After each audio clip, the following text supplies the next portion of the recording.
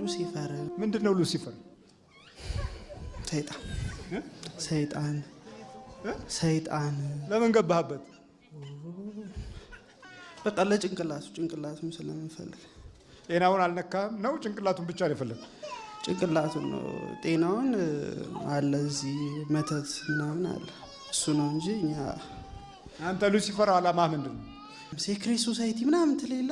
ስለ ኢሉሚናቲ ታወራ ይላ በቃ ዋን ወርልድ ኦርደር ነው በቃ ያ ነው አላማው የመጨረሻ ግብ እኔ ምንድነው ኢሉሚናቲ ምንድነው? በቃ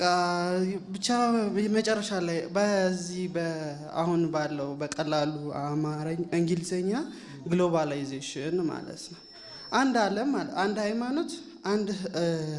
በሁሉም ነገር አንድ የሆነ በኢኮኖሚም በሁሉም አንድ ዓለም መጨረሻ ላይ አንድ ዓለም መፍጠር የሚለውን ነገር ማለት ነው አንድ ዓለም መፍጠር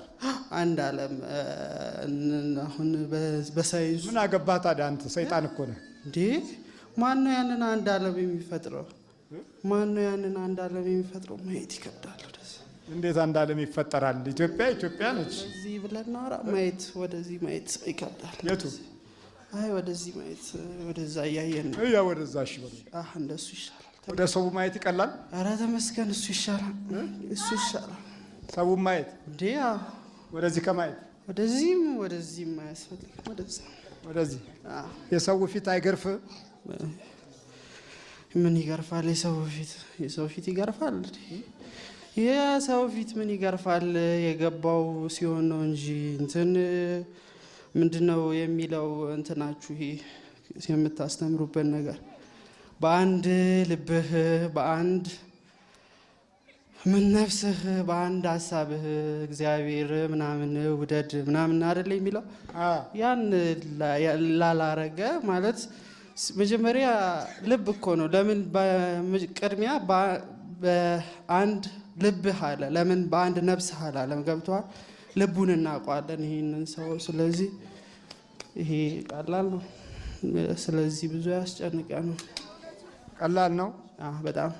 በጣም እንጃ ልትገልጸው ከምትችለው በላይ በጣም ቀላል ነው